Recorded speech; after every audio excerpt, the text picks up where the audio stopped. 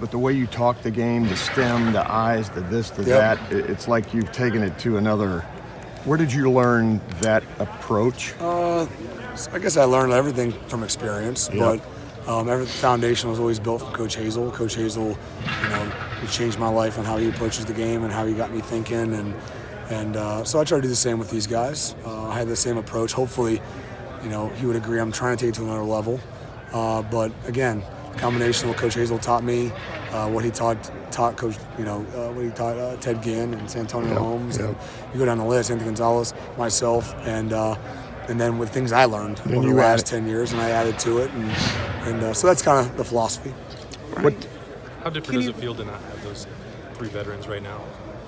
Oh yeah, it's definitely different. I mean, that's why when they left, I cried literally. So, one.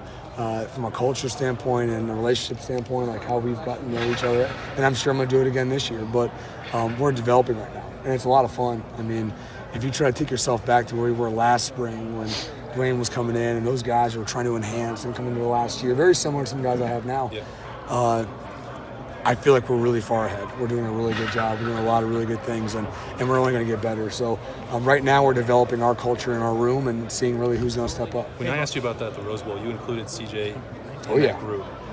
What can you expect from him? It seems like I've been talking about him for Yeah, CJ Saunders does a phenomenal job. I mean, to me, he is a guy that I use as an example a lot.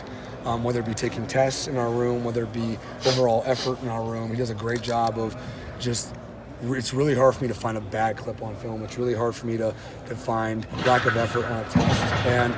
And I don't try to. It's not like I'm trying to put him on a pedestal, but then I can grab his test and put it on the overhead and be like, all right, let me grab somebody else's test, and then nobody wants to put their test up there. So that's the expectation. Our expectation is to be different, be the best in the room, be the best on the field, and all the time trying to be great. But I didn't tell guys how hard to go all the time. And I can't find a half-speed rep for CJ Saunders on film. It's impossible. So, again, he's really doing a great job leading the room by example.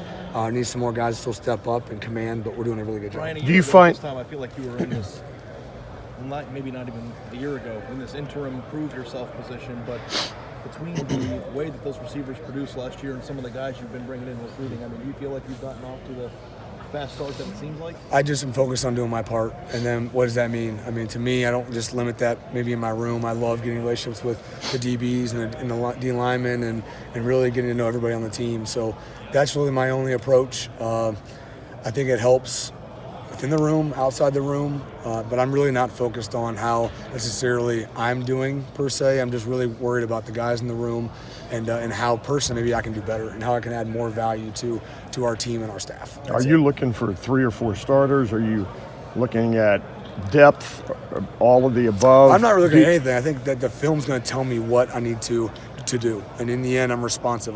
Best players play, we always know that, but truly best players play, and then based on what they've earned through their film, we'll just see how time goes. Understand now, we're an up-tempo offense, so we need guys, we need depth, we're going to roll guys, because in the end we just can't play fast unless we have legs. So the more guys, the better. And again, I mean, the weakest link idea is always the case, so whether you're quote unquote the first guy in the room or quote unquote the 15th guy in the room, everyone's going to get coached and be expected to excel at the very top. How's Austin responded? For, finding who is going to be your main guys. Are you trying to figure out who your main guys are going to be by spring, or are you just trying to see where everybody's at? That's it. Right now we're trying to get as many reps and many looks as possible, get as much good tape on film, and coach off the tape. And that's the best way. That's our best coaching tool, and we try to get as much of that done as possible. Through 7 practices, who's caught your eye? Say it again? Through 7 practices, who's caught your eye? I mean, who's kind of surprised? It's more for me, it's probably the most improved, the guys that are taking steps. It's not that, once you're at 99% of your capacity, getting that last 1% is really hard. Austin Mack, he's working on his details. It's really hard versus a guy that maybe hasn't earned time yet, that really just got to get going, is really making a good jump. So we have some guys like that, and we have some guys that are really, I'm really happy with the room right now, especially effort, and today was one of our better practices. Has Wilson been Is he taking to it like you thought he would? I mean, Yeah, what's your take on it? My best compliment to him, I told him, I was like, you don't act like a freshman. When he first got in, he'll tell you, it was kind of a culture change. The kids should still be in high school. And he's just doing a phenomenal job. Whether I'm throwing him at Z, at X, his mental retention's really good. He really wants to learn from the guys. He's buying into the culture. So everything he's doing right now is on the right track, and I'm excited for him to continue to take small steps. How's Austin responded to coming back? Really good. Day one of spring till now, it's been a steady improvement. It's been great. Brian, this setback for Cam, how tough is that? You guys wanted to see him out here this spring. Yeah, it's tough. Because, one, he's such a great guy, and you want guys to earn things, but he's attacked it the right way, whether it be the weight room or academics and studying and being in my hip, and he really is a great young man from a great family. So if anyone can weather the storm, it's him. But it is a blow to our unit because I think he adds a lot of value to our room. Right. We also saw what Chris Olave did at the end of the season. What is the biggest thing you wanted him to improve on so far in the spring, and where is he at in that track? To me, I always talk to the guys, man. In the end, greatness is only measured one way, and it's by consistency. Everyone makes, and again, I say it a lot, and I'll say it to you guys, everyone makes the same shot that Michael Jordan makes. They just don't make it as consistently. They don't make it, at the crunch times, so everyone can do it. But the question is, how often can you do it? So challenging his consistency, challenging how dominant he can be when the ball's in the air, how often is it yours versus it being knocked down or you're covered. So again, his level of consistency will change whether he's a good player or he's a great player. How close is he getting to that? Or is this something that's going to take a long time? It takes a long time. People work for years to become as consistent as possible, but he's on the right track. What kind of strides have you seen from Jalen Gill so far this spring? Great strides. He's one of the guys that I've made probably the biggest jumps. He's playing fast. He's in my hip. He wants to learn and learn. He's doing a great job with his academics off the field. So, there's still things we got to clean up, and he knows that, and we'll keep that between us. But in the end, he's doing a great job on the field, and I'm excited for him. Obviously, you had a couple guys in Paris and Terry who could really make a lot of big plays for this offense last year. Who do you think are the guys who can kind of step up and fill those roles and kind of be big play guys? I think they all can. I don't think there's one guy that can't make those plays. They're all fast. They're all strong. They're all working hard. So it's about, at some point, at the point in time, it's who's going to make those plays when they have the opportunity, and we're going to find out. In the end, right now, it's all about reps. How many reps? How often are we executing, and can we do it day in and day out? Brian said Austin's at Z now. How's he handling that? Yeah, it's great. It's smart. He's able to make that transition because, in the end, I would need to get the best three guys on the field at all the time. So to have Ben and Austin in the same position, that doesn't help anybody. So moving Austin over there, get three seniors on the field and play ball was good. We don't talk about KJ Hill enough, I don't think. Nope, you don't. So feel free. What does he do for this room? He just seems like a calming influence for everybody. Yeah, I don't think there's anything he doesn't do. So, to me, he's not going to be a Paris Campbell burner, but there's a lot of things that he does that Paris maybe didn't do. And he's being a great leader. He's growing up, and I think that, it's an absolute pleasure, and we are blessed to have him back this year. And I'm glad that he came back to not only lead this group, stay on my hip, and just get better. So, KJ Hill is a phenomenal spot, and he's a staple right now in our receiver room. And it's always fun, I'm sure, for you to see guys go to the NFL and get drafted. When he came back, was there a little?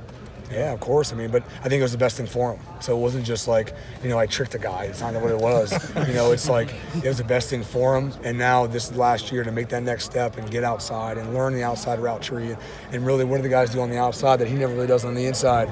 Working those skills will be huge for him. And he's doing a phenomenal job, both leading by example and communicating with the guys. Hey, Brian, forgive me if I'm talking out of turn. You are. I'm just remembering it wrong. But when you left for the NFL, I think people were surprised that you went a year later. Oh, that's true. So, being... Well, you guys. Most maybe other people. Yeah, I don't know. I wasn't involved in the decision. No, what do you remember about that? And does that, give you a unique perspective when you're talking to a guy like him? Yeah, for me it was, I had my blessings of my coaches, and that's what I needed. I didn't need any blessings from anybody outside the building. My family really wasn't involved. It was just like, hey, Brian, you can kind of pick your own choice.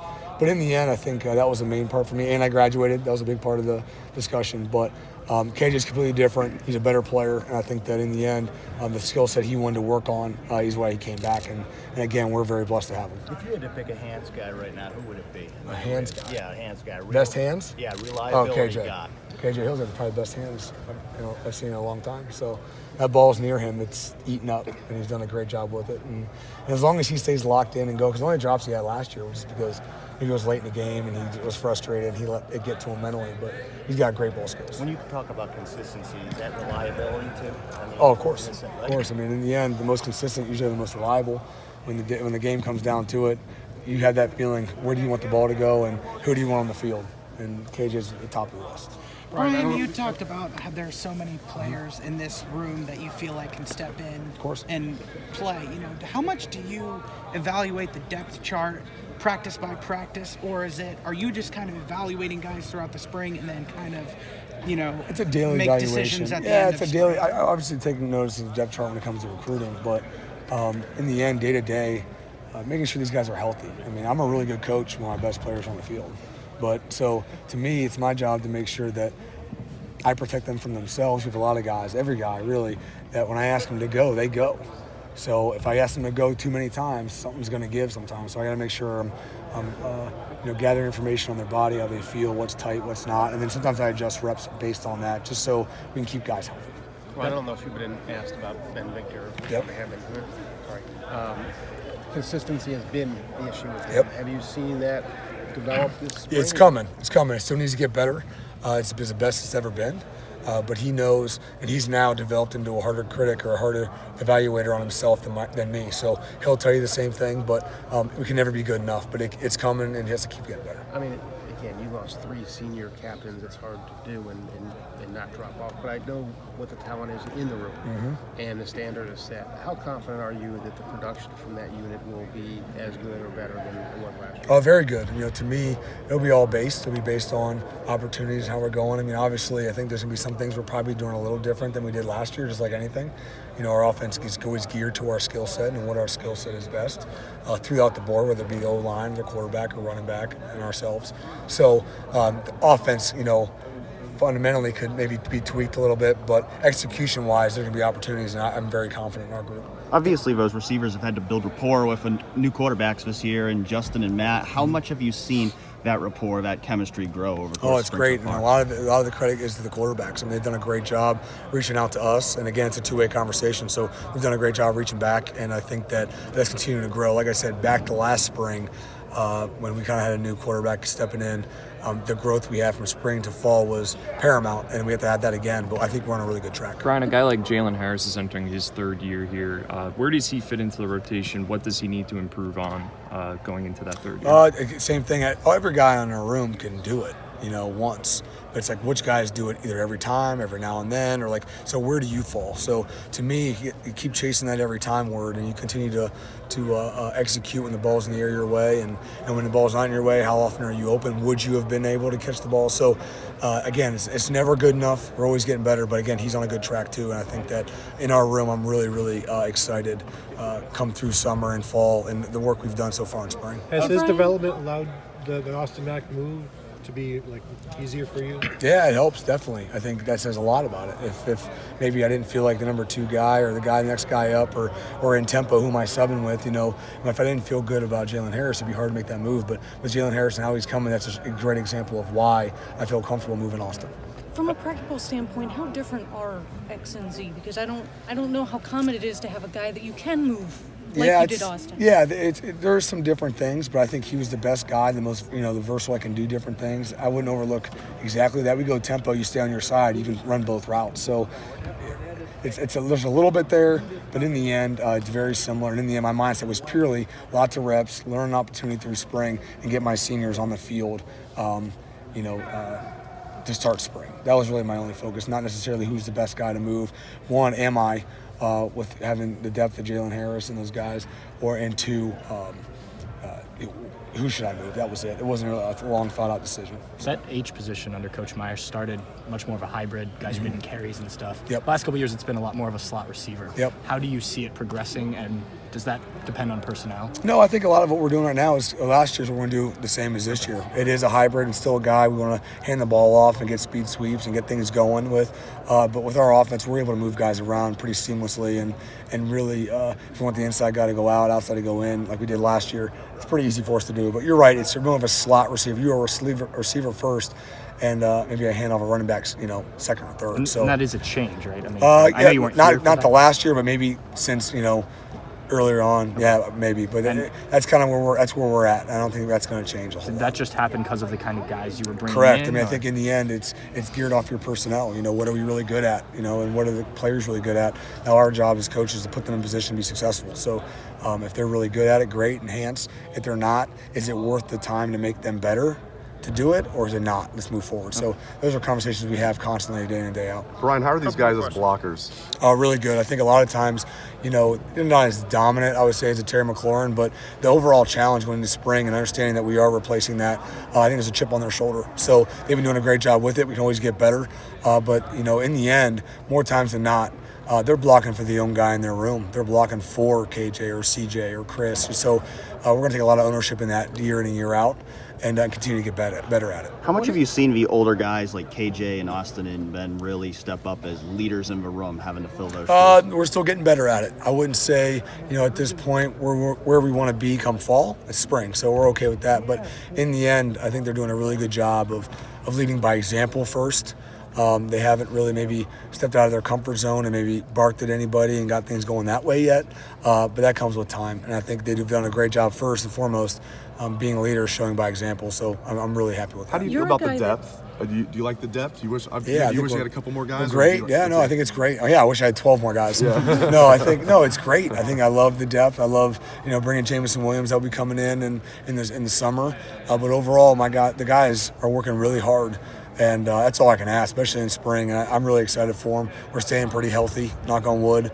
But overall, losing a guy like Cam was not great for us, and that did hurt us. But the guys that are here are working really hard, and that's all you can really ask. And really in the end, we can only control what we can control. So we're going to move forward. But it was a blow. But the depth-wise, I'm happy with the guys. They're doing a great job. You played receiver. You played receiver.